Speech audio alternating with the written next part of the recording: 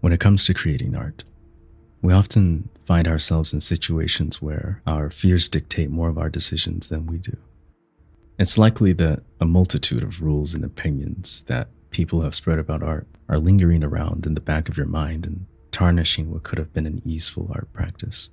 Or maybe you're imposing some sort of rules about art on yourself without knowing, perhaps ones you've personally fabricated, rules that only enable anxious thoughts and restrain your creativity. I know a lot of artists that are scared to do things like draw traditionally because they're scared of making mistakes. And I've also heard the common situation of artists afraid to draw on good paper or nice sketchbooks, believing that it's a waste to do bad drawings with these materials. You might also have the common tendency to avoid working on big, ambitious projects because you're afraid to discover that you're not as well equipped or proficient as you thought you were. And some people are also just generally afraid to make art they care about, thinking they're not ready to, or that it's a future them thing that they don't deserve the privilege of pursuing yet. Us artists, being people with creative tendencies, often tend to expend our creative energy on things other than our art, which is a common side effect of being an artist that not many people seem to take into account. One example of this is our creative way of setting our own limitations, and many of us are quite skilled at imagining predeterminations about what we should and shouldn't do with our art and adhering to them religiously. It's also the case that those of us who are prone to overthinking have developed a lot of mileage in creatively assuming what people will think about our art, or what kind of art people might want to see, or that your art has to look great if you're going to call yourself an artist, because you think people determine your worth as a person based off of the quality of your work. When it comes to the ways we use our creativity beyond the canvas, it's really important for us to be cautious about using it in ways that stifle our desire to continue creating or limit the ways in which we're able to create. It's a powerful energy that you can actively harm yourself with if you aren't intentional about putting it towards thoughts and actions that help facilitate a healthy relationship with your art practice. So this goes for every conclusion you come to that, in some form or fashion, results in you not making your art or not feeling at peace while you make it. I believe any restrictive conditions we operate under in art are self-imposed. And this doesn't just go for the limitations we set for ourselves and follow blindly, but also for the rules, guidelines, and ideas about what is acceptable in art that we would be afraid to challenge in the face of the people and culture that uphold these conditions. All conditions that negatively influence your art are inherently self-imposed because you are the last point of contact between these ideas you hear and your art. Society is not taking your hand and forcing you to draw a certain way to appease it, nor is it keeping your sketchbook shut so you don't put bad drawings in it. You are. And it's at this point that, once again, you've done the creative act of extrapolating conclusions about art from things you've heard or seen in such a way that causes you to hesitate before picking up a pencil or making the art you want to make. As much as I hate the prominence of damaging art advice or perspectives that are harmful to those who don them without scrutiny, it remains true to me that if these conditions have crept into your personal art practice and influenced it for the worse, it's because you let them in. If negative conditions are affecting your art, even when you're in a room by yourself, just you and your work, remember that you're the only one that can act on these bad influences, which means that you're also the only one that can develop within yourself the fortitude to not act on them. Negative conditions make it easy to justify decisions that hurt your art spirit in the long run, but the degradation of your soul will only continue the longer you allow these thoughts permission to usurp your artistic authority. As tough as it seems, you really need to uproot these deep-seated fears, assumptions, and self-imposed conditions that are determining what choices you make or forego in your art practice. It's one of the many difficult but necessary steps towards achieving meaning and fulfillment from your art, particularly if your journey so far has been lacking these things.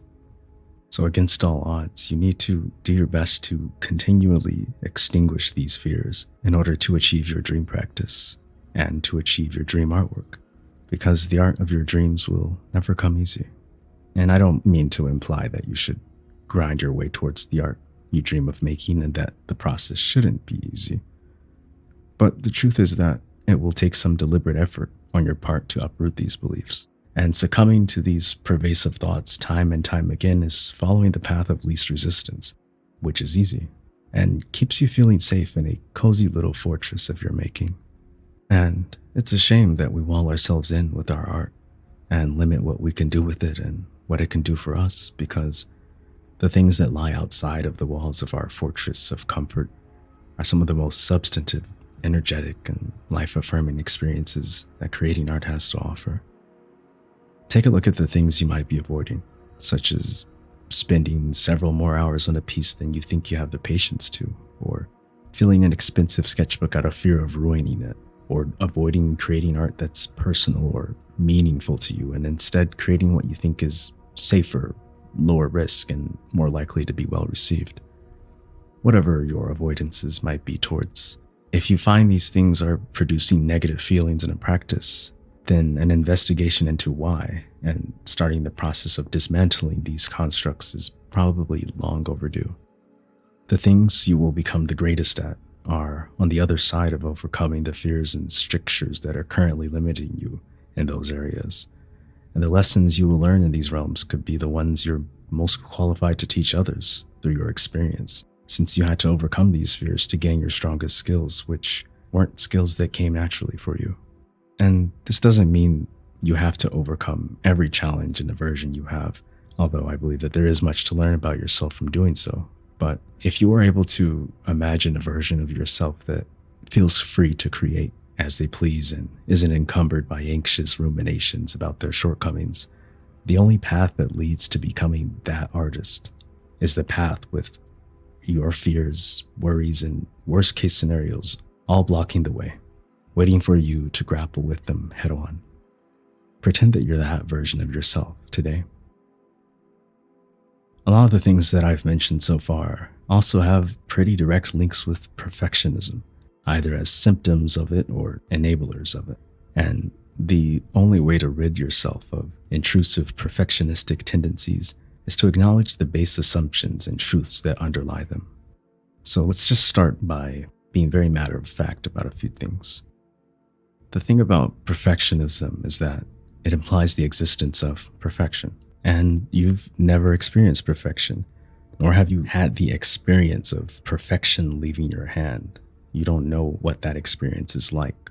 So when you say that you're a perfectionist, you're really just holding your work to this imaginary benchmark that it'll never reach and letting this shortcoming negatively impact your feelings about yourself and your art. The pursuit of the perfectionist is futile, and the conditions that would cure their ailments and alleviate their suffering are inherently unachievable. So because your high standards and perfect ideals are goals you will always fall short of, no matter how much you progress just by their nature, the best way to deal with it is by complete disregard of the concept altogether. But perfectionism can become even more insidious when its will is giving any authority over the art. It can cause artists to spend years making art, but not having anything to show for their efforts. No body of artwork they care about, or not even a few pieces that they pulled through and saw to completion, all due to fear of not obtaining unattainable ideals.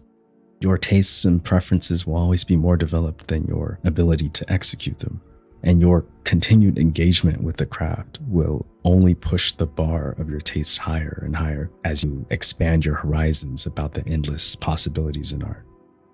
When you find yourself unsatisfied with the outcome of your work because you can imagine it being better, just remember that imagining something better is one of the signature traits of being an artist. It's a side effect that you can use to your advantage as a positive source of energy, rather than an excuse to ridicule yourself and avoid the discomfort that initially arises from trusting yourself to go for bigger, more ambitious projects, or to finish things you think you don't have the skill to, or face any other fears that are obstacles between you and peace with your craft.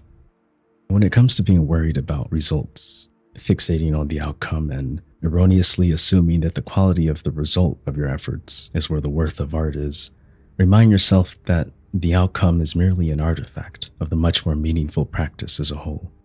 The finished painting, the completed sketchbook, or a published story, not to trivialize these great things, are all just tokens of your efforts. The dedication, focus, lessons learned from challenges that arose in the process, and your curiosity to discover what you want to say and how, all imbue the act of creation with a sort of divine splendor and a delicious quality of value and vigor if you're open to these possibilities. And the outcome, the thing that happened to spawn into existence at the end of it all, is like the receipt of your time purchase of meaningful experiences. Your labors have erected a monument that serves as proof of the time you spent in those moments. And it's your labors that give meaning to it all and give you the wisdom and drive to work on your next thing, not the monument itself. Seeing it this way might show you how much you're really missing out on if your fear of making something bad is what's determining whether or not you actually create art you care about. The road towards any desirable outcome in art is littered with failures that can reward you with insight if you make it to the other side of them. You are doing yourself a huge disservice by letting your failures, or even the potential for failure, cause you to avoid things in art that you would otherwise enjoy if you were successful at them. Your failures are just as valuable as your successes, which are both equally as valuable as your mediocre, completely forgettable, middle-of-the-road outcomes. And you will continue to experience this array of feelings and outcomes regardless of your skill level. It's important to develop an understanding of the interconnectedness of everything in your art practice, from aversion to persistence, to the estimations you make about the worth of time spent on your art. All of these things matter, because there is truly no such thing as wasted time. And from this, it is also true that there really is no such thing as failure when it comes to creating art, besides not attempting to create it in the first place. And you may need to have numerous encounters with these facts before they ring true to you. Art is much like life in a way that it's a constant cycle of having to learn, relearn, and be reminded of the same lessons repeatedly in different permutations and filtered through varying contexts. So don't let the nature of this cycle deter you, and instead find a way to view it as freeing you from any assumed responsibility to control or circumvent discomfort. Let the fact that you will never truly have sufficiently grasped control over everything in art be a source of peace and comfort.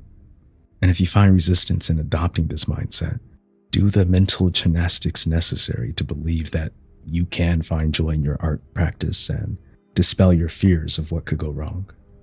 It's certainly more than worth it to do everything in your power to feel the freedom to do whatever you want with your art, because that's what it's all about.